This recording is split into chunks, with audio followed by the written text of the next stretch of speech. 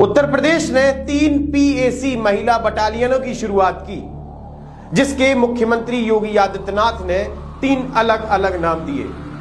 तीनों नाम भारत की वीरांगनाओं पर थे।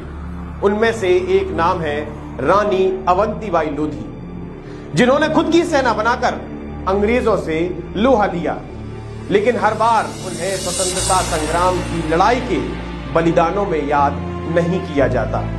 नमस्कार, मैं आशुतोष भार्गव, आप देख रहे हैं आयुध।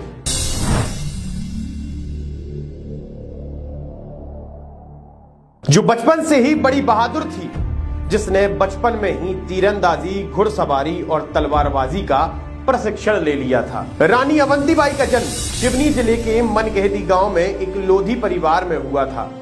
उनके पिता का नाम राव जुझार सिंह था।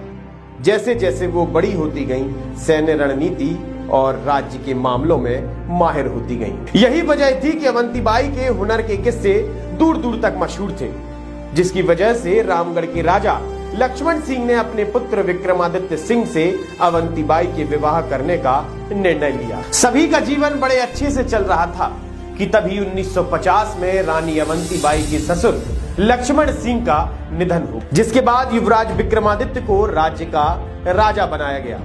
वे बड़े ही सरल स्वभाव के थे, बड़े ही धार्मिक प्रवृत्ति के थे, जिसकी वजह से वो अपने राज्य पर कम और धार्मिक अनुष्ठानों में ज्यादा समय देते थे। लेकिन कुछ समय बाद राजा विक्रमादित्य सिंह अस्वस्थ रहने लगे और उनकी मृत्यु हो गई।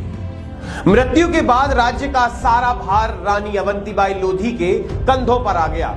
रानी अवंतीबाई लोधी के छोटे छोटे 2 पुत्र थे, जिनकी उम्र बेहद कम थी।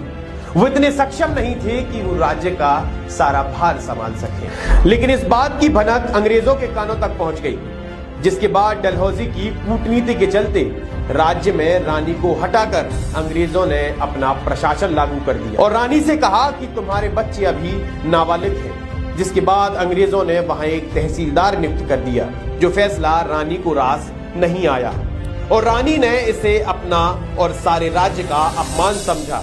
जिसके बाद रानी ने गोरों से प्रतिशोध लेने का सन 1857 की क्रांति के दौरान रानी अवंतीबाई लोधी ने उनके राज्य में प्रशासन कर रहे प्रशासक को अपने राज्य से बाहर निकाल दिया और अंग्रेजों के खिलाफ युद्ध की घोषणा कर दी। जिसके बाद रानी ने अपने पड़ोसी राज्यों को युद्ध में शामिल होने के लिए एक पत्र लिखा। उस पत्र में खास बात यह थी कि रानी ने पत्र के साथ चूड़ियां भी भेजी थी और उन्हें लिखा था कि अपनी मातृभूमि की रक्षा करनी हो तो अंग्रेजों के खिलाफ तलवार उठाओ और युद्ध लड़ो, और अगर ऐसा नहीं कर सकते तो चूड़ियां पहनो और घर में छिपे रहो।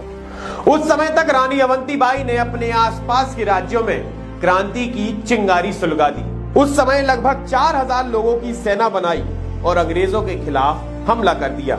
लेकिन कुछ समय पहले तक अंग्रेजों ने यह सोचा कि रानी की सेना को कुचलना बड़ा आसान है, लेकिन यह अंग्रेजों का भ्रम था। इस युद्ध में अंग्रेजों को मुंह की खानी पड़ी। अंग्रेजों को इस बात का अंदाजा हो चुका था कि रानी से टक्कर लेना कोई मामूली बात नहीं है। इस बार उन्होंने क्रूर बल के साथ हमला करने का फैसला लिया। इस बार कई गुना अधिक तैयारी के साथ उन्होंने रामगढ़ पर हमला किया। उन्होंने इस क्षेत्र में आग लगा दी और क्रूरता से लोगों को मारना शुरू कर दिया। इस युद्ध के बाद रानी अवंतीबाई लोधी ने सुरक्षा की दृष्टि को ध्यान में रखते हुए देवीरगढ़ के जंगलों में जाने का फैसला लिया। लेकिन रानी वीरांगना थी, इतनी जल्दी हार मानने वाली नहीं थी। उन्होंने जंगल में रहते हुए अपनी युद्ध रणनीति के तहत गोरिल्ला युद्ध तकनीक का भी उपयोग किया। गोरिल्ला युद्ध की मदद से उन्होंने जनरल बेडिंगटन के शिविर में घुसपैठ की और उनकी सेना के बीच कोहराम मचा दिया। लेकिन उनकी देशभक्ति और युद्ध की भावनाएं ही सिर्फ युद्ध जिताने के लिए काफी नहीं थी। लेकिन इस बार अंग्रेजों की बर्बर मशीनें और हथियार रानी की सेना पर भारी पड़ गए। अंग्रेजों ने रानी की सेना को चारों ओर से घेर लिया। जब रानी ने अपनी हार अपने नजदीक देखी तो अपने आप को अंग्रेजों के हाथ मरना स्वीकार नहीं किया। रानी ने अपना खंजर निकाला और अपने ही पेट में घोंप लिया और रानी इस प्रकार वीर गति को प्राप्त हो गई।